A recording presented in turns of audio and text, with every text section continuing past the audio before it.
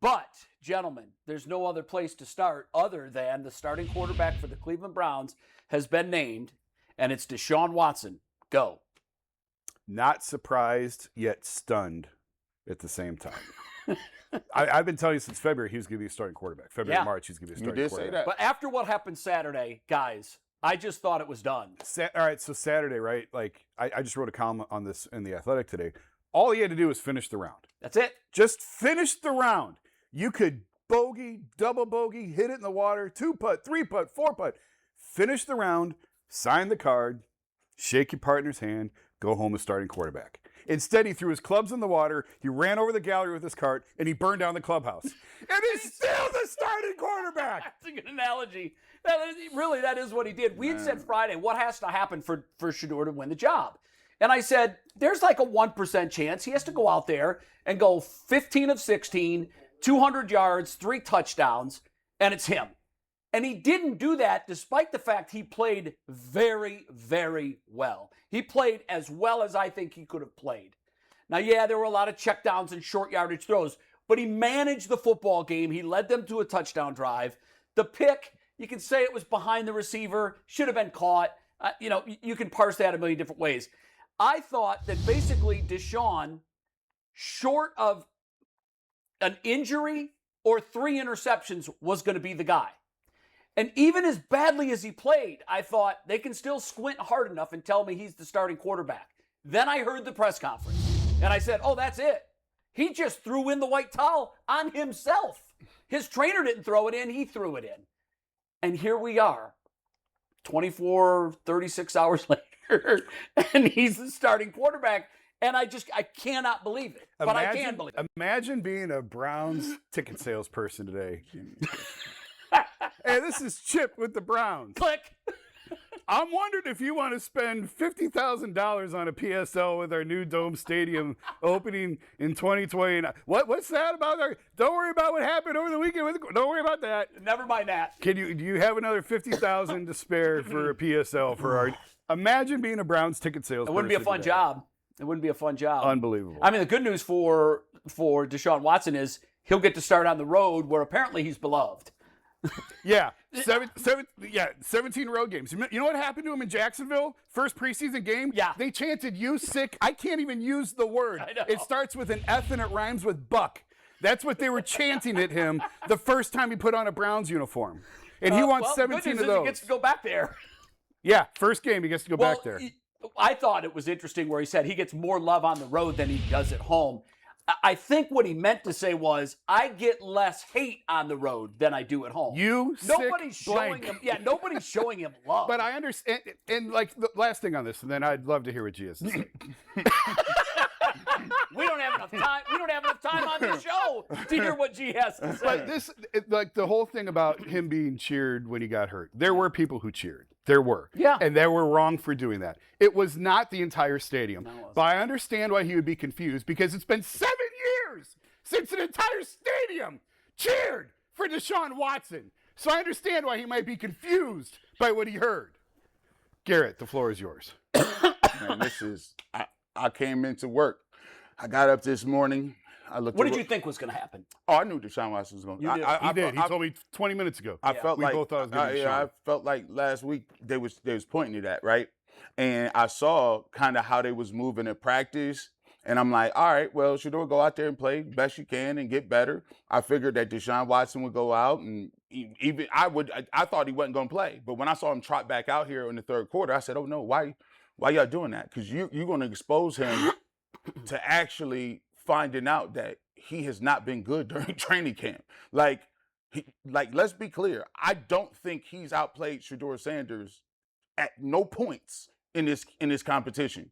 And he was with the first team. Besides all that, let's get to the press conference. I told people 2 years ago that I don't believe Deshaun Watson will ever get over the fact that he heard people cheering when he was injured. Yes. He will never get over it. No, he told us that. I don't think he likes the fan base. I think he does not want to wear the jersey. I think he does not. He has a certain way he feels about the fans and the fans feel about him. The problem I got with it is when you go out there and you say that, It's not the fact that I'm worried about Deshaun Watson. I'm looking at the collateral damage of everybody else. Deshaun Watson is now going to be, people are going to double and triple down. This is where we are in society today. On bullying. Oh, I see what you're saying. Yeah, I thought you meant on no, they're going to double and triple down on bullying. Absolutely. So because now they know what bothers them. So now you thought it was bad here during the preseason. Go to the regular season when you get there. When it counts. When it counts. There are going to be people, the Joker said, there's some people want money, some people want fame, some people just want to see the world burn. And there's going to be people that show up just to show their disdain and boo every single time they can. Now, the problem with that is you got young players that you plan on starting. Fano, Concepcion, Denzel Boston, Harold Fanning, Quinshawn Judkins. Sure. These guys is going to be out here trying to work and do their thing. And guess what's going to happen? They're going to hear themselves getting booed in their second game at home. And then when they boo, they're going to have reporters ask them, so what do you think about Deshaun getting booed? What do you think about you getting booed? Have you ever got booed in your life at home? Do you think the home fans need to stop doing that? Now they got to answer for it. And then you know what fans is going to say. Well, listen, you don't tell me what to do. You don't tell me what to do. Sure. Now you putting your young people in a position where it's like, why? For a guy that has not beat out somebody. I don't have some good news for you here. And here, I don't know where it's going to happen or when it's going to happen, but at some point, what this move has done is to galvanize a split fan base behind Shedeur Sanders.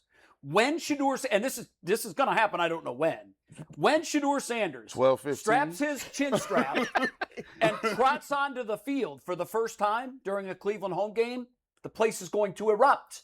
They're all galvanized behind Shedeur Sanders because they now have a common enemy. And that is Deshaun Watson. It's unbelievable. And I honestly think the starting quarterback is the common enemy of a fan. Am I wrong, though? You're not wrong. I mean, I'm saying that if you go around and ask any Browns fan what they feel about Deshaun Watson today and what they feel about him being named the starting quarterback, we are finally unified. The divided fan base, the most divided fan base that I've ever witnessed, is now unified behind Shedeur Sanders. So ultimately, I think it might get us to a good place. We're just going to have to walk through a couple of games of hell to get there. Or maybe just one game. I don't know. Jay, you're right. Who would have known this was the Lannisters and the Tyrells getting together? That's exactly. We're all one We're now. all Game of Thrones. We are all one. Unified under one banner until we not. It might take 3 snaps. Right. Zach Jackson has slid in to join the panel. Your first reaction was? Well, I kind of figured it was coming, but he's so toxic, Deshaun Watson, that, like, well, what's the point? And he's not good either. No, he showed us. So, like, yeah. So this is, like, the most head-scratching, even by Brown standards, decision that they could make. Like, Deshaun Watson went up there and said what he thinks. He showed you he's not good anymore, and they want to play him. There's not, I mean, people have been saying it for months, but no one has backed it up with one good reason. Why? Including Todd Monken, including Andrew Berry, including anyone. So he's the starter. 15, he'll clear that up. He's the starter, and this is a disaster, and onward we trudge. On we go. Yeah, it seems almost impossible to believe after the events of Saturday that we would be here today and that we would be saying Deshaun Watson is the guy. And it's not, by the way, just the Cleveland fan base. The national media has completely turned. I don't know if he had any friends in the national media, but he's got a lot of enemies now. What he did in that news conference, I've been in this business for 40 years. Collectively, we probably have 100 years experience on this panel. Yeah. I'll say it and I'll ask you guys the question. I have never in all of my time seen someone light them, pour them gasoline over their head, right, and then strike the match and throw it on them. That's what he did. I've never seen anything like it. Have you? Jay, I would just say that over time when players have become toxic or when situations have been toxic, usually the guy is a good player. And so that's what's hard for the organization. It makes it worth it. Right. And they have to decide. But this is not a good player. And so for this toxicity to be out there and then to do this in this fashion, I don't know what to say. Jay, did you ever see anything like it? No. I've seen some pretty wild press conferences. I've never seen that. But you know, as we talked about it, the thing that I'm worried about is you got Todd, he's a first-year head coach. Now the first thing people is going to say is, I know. "Did you choose this?" It's Because his first big decision. Some people already speculating on who made the decision. Right. People is already now talking about, or is this guy a one? I said, dang, he ain't even got to the season. He won. People say he'll one and done. I said, this is wild. You got young players that now are going to be in their first home game, and trust me, if you thought it was bad then, you know where our society works. Gee, he may not make it to the first home Guys, game. there were about 4,000 people in Thank those you. seats. It wasn't when nobody when there. that happened. It started to rain at the end of halftime. There was an hour delay. People were going home anyway. Sure. But there were 4,000, not 5, Really? in their seats when those boos took place. Oh, my goodness. And now, amplify that by 15. there are people Times that 15. there are He'll there need are, earplugs in his, there are in people his that- home stadium. They're gonna show up just to do it. And here's the thing too, Jay. That was a god. Listen, when you said this, there will be people. They look at me like I'm the ringmaster. I told them I can't help you out, bro. Hey, you call it. I'm not the ringmaster. There's folks that are clamoring to see Shedeur Sanders, and they don't care. Obviously, you know that by now. Sure. There are people who don't like Deshaun Yes. Watson, and they are loud, and they don't care. You can't survive winning a war on two fronts. Go back and look through history. Do not invade Russia in the winter. Don't do it. For all you history buffs, you that went over head. On September 27th, the gates open at 11 a.m. Yeah. And at 11:30, the boos will start. Guys, I maybe I'm naive here. I don't think he's going to make it to that start. He may not. He may I not, just which don't. makes this even more numbing. Well, it does, but again, and I know this isn't why they made the decision, but an unintended positive consequence of this decision is when Shedeur Sanders comes on the field. Remember, guys, it wasn't that long ago that this fan base was divided around him, Yeah. Yes. right? There were a lot of folks here that said, no.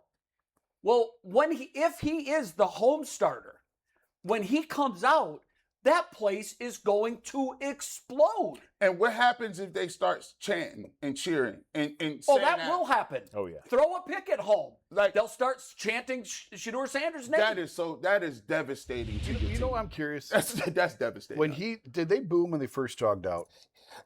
No. Well, he was in the huddle, and the PA announcement made in at quarterback Deshaun Watson, and that was the first round of boos. And they they did went boo. 3 and Okay. out. He threw right into traffic on 3rd down, and that was the I second knew round that of they were Now, booing. that's interesting to me because that's coming off a pretty good performance in week 1 of the Yes, preseason. yes. But I knew that they would boo if he didn't play well. But I didn't think the boos would start right away.